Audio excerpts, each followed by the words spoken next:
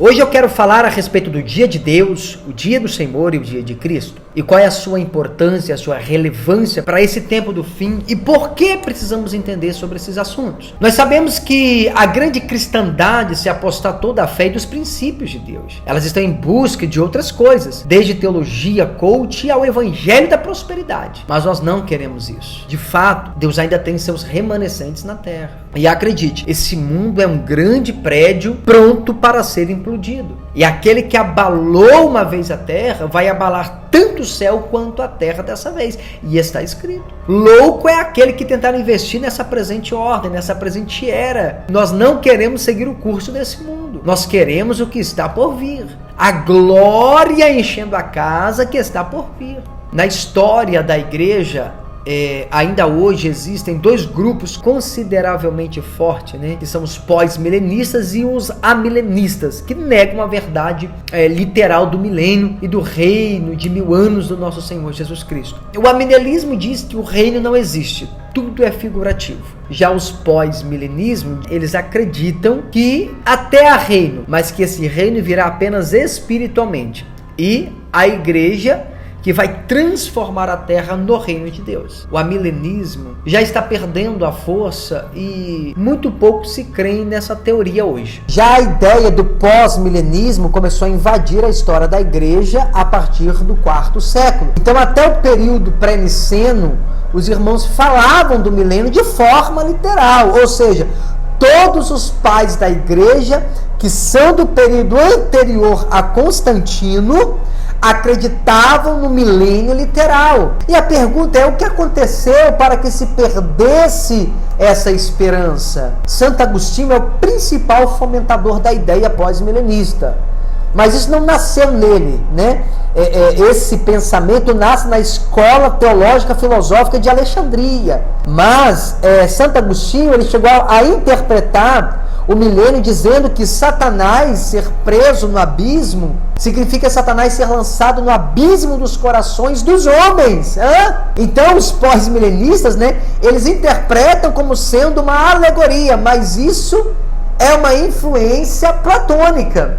Agora, precisamos entender que no livro do Apocalipse, a linguagem de símbolo e alegoria, ela acaba no capítulo de número 10. Mas no capítulo 12 fala de uma visão. Sim, mas no capítulo 12 o Senhor fala que é visão e ele está percorrendo toda a história no livro de Apocalipse.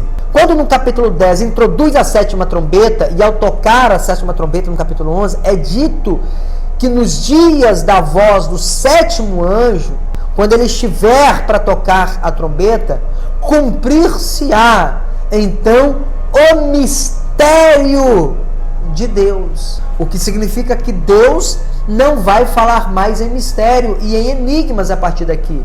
Então tudo que é revelado na 7ª trombeta para frente é literal, inclusive o milênio, inclusive o reino milenar de Cristo. Mas os homens como Agostinho não tiveram essa revelação. Apesar de ser um grande homem de Deus, mas homens com esse calibre, fazendo afirmações em respaldo bíblico, né?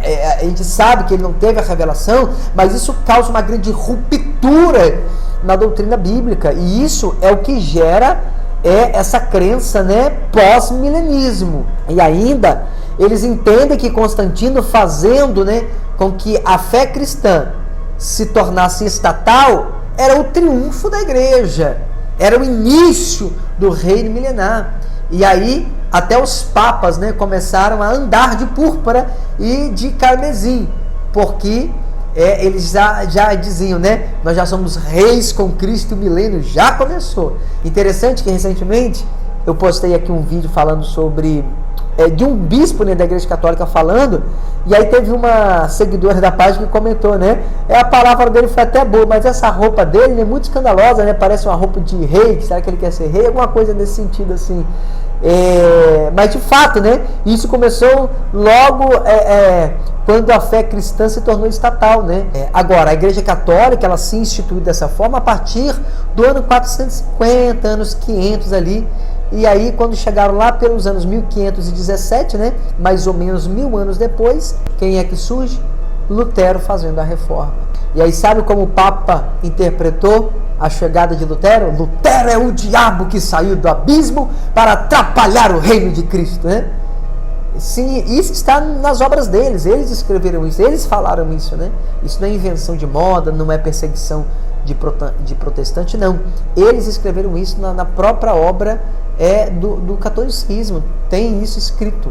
Então, ficou algo meio que confuso, né? Por um lado, o diabo está preso desde Agostinho no coração dos ímpios para impedir que os predestinados pequem. Por outro lado, Lutero é o diabo, né? Uma confusão danada. Então, é bem confuso a ideia. E por quê? Porque a ideia não se sustenta porque ela não tem base bíblica, ela não tem base.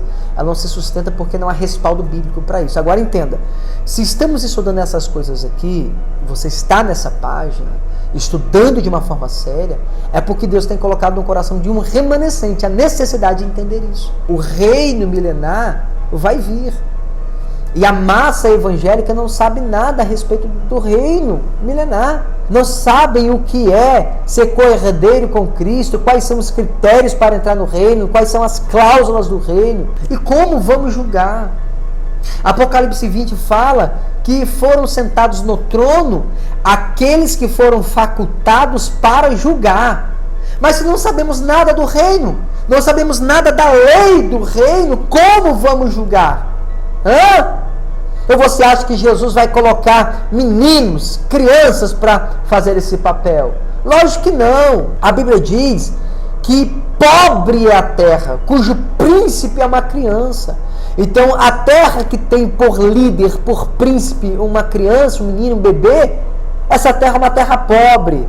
Então, se eu e você somos bebezinhos da fé e não entendemos nada dessas coisas, você acha que nós vamos reinar como? Me responde aí nos comentários. Se a própria Bíblia diz que o Senhor está nos preparando para julgar até mesmo os próprios anjos. Eu não dou conta de julgar minha própria vida, não sei você. Mas que o Senhor possa nos ajudar a entender essas coisas, a nos despertar para esses assuntos. Agora, se nós lermos Isaías 24 ao 27, está aqui um pequeno compêndio do resumo de Apocalipse, que traz detalhes importantíssimos para o nosso entendimento de como vai ser o dia do Senhor ou o dia de Deus. Existem 3 expressões bíblicas que parecem a mesma coisa, mas não é. Existe o dia de Deus, existe o dia do Senhor e existe o dia de Cristo. Elas estão correlacionadas, essas 3 expressões, mas não são a mesma coisa. Então vamos lá, só para resumir para você. O dia de Deus começa desde os 7 anos finais dessa era e vai até a eternidade futura. Tudo isso é o dia de Deus. O dia do Senhor são os 7 anos finais dessa era, onde ocorre todo o juízo de Deus para introduzir o reino milenar. Então, aqui está o dia do Senhor, os 7 anos finais. Já o dia de Cristo é desde que acontece o arrebatamento dos vencedores, passando pelo tribunal de Cristo, até o término do milênio, ou até o término do reino milenar. Obviamente que o dia de Deus abrange tudo, né? Os outros 2 dias, né, o dia do Senhor e o dia de Cristo, estão dentro do dia de Deus. Enquanto que o dia do Senhor são os 7 anos finais, o dia de Cristo começa desde o arrebatamento dos vencedores até o final do reino. O dia de Deus começa desde o início dos 7 anos até a eternidade futura. Então, o dia de Deus começa quando ele toma as rédeas das mãos do homem e ele começa a julgar a terra. Paulo, né, vai falar sobre o dia do homem. 1 Coríntios capítulo número 4, né? Por que dia do homem? O dia do homem começa desde o pacto de Noé e vai até os 7 anos finais desta era, né? Quando Deus deu a responsabilidade de julgar o mundo na mão do homem, começou então o dia do homem. Deus fez o homem para ele ser senhor da criação. Mas Deus não fez o homem para ser senhor de outro homem. Sim, o homem era para ser uma família, né? Sem um julgar o outro. Originalmente falando, o homem era para viver em harmonia, né, em comunhão, cooperando um com o outro e juntos se sujeitando a Deus. Mas o homem se rebela contra Deus, se rebela contra o outro homem, e aí então depois do dilúvio Deus vai e fala, né? Se o homem matar o outro homem, pelo homem também se tirará a sua vida. Ou seja, o próprio Deus a partir daquele delega a autoridade para o homem julgar outro homem. Então desde o pacto noético, né, desde a aliança noética, Deus então ele deu autoridade para o homem julgar e fazer justiça. Então desde o pacto noético, desde a aliança noética, existe então essa autoridade do homem, né, de julgar e fazer justiça. Isso está nas mãos do homem. Esse é o dia do homem. Mas quando chegar nos 7 anos finais dessa era, as regras são mudadas. Elas são tiradas das mãos dos homens. Deus tira as rédeas das mãos do homem, muda a regra, e Deus é quem assume a posição de inquisitor. Por isso que em volta do trono de Deus, você sempre vai ver a imagem de um arco celeste, né? Foi o mesmo que apareceu lá em Noé. O que isso implica? Implica que Deus está dizendo que ele vem vindicar o que os homens não guardaram desde o dilúvio. Então aí começa o dia de Deus. O dia de Deus começa quando ele toma as rédeas da mão do homem. Então aí o homem não tem mais o direito de julgar. Agora quem entra com o juízo é Deus. No dia de Deus ocorrem os 7 anos finais, o arrebatamento dos santos, a inauguração do dia de Cristo, né? O dia de Cristo abrange todo o reino milenar.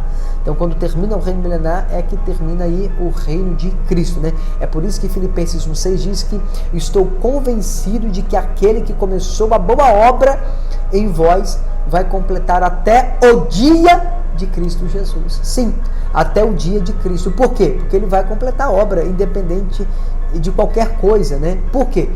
Porque o dia de Cristo é até terminar o milênio, até terminar o reino milenar, ainda é dia de Cristo. Até o dia de Cristo ele vai completar a obra que ele mesmo prometeu, que ele mesmo falou. E o dia de Cristo vai até terminar o reino milenar, que significa que ele vai terminar o que ele começou em você, que ele vai terminar. Nem que para isso ele tenha que te deixar fora do reino do milênio. Mas quando terminar o dia dele, você estará prontinho para governar com ele, para reinar com ele. Consegue entender? Quando terminar o milênio, você vai estar bonitinho para entrar na Nova Jerusalém. O dia de Cristo é muito longo, vai até o final do reino. Já o dia de Deus continua mesmo depois do milênio. E no dia de Deus, ele será tudo em todos. Amém, meu povo? Eu vou continuar comentando sobre o assunto do reino milenar nos próximos vídeos, né? Em alguns vídeos para frente aí. Então fique atento, compartilhe esse vídeo e deixe o seu comentário aqui. O dia do Senhor virá e não vai tardar. Amém? Maranata, vem Senhor Jesus.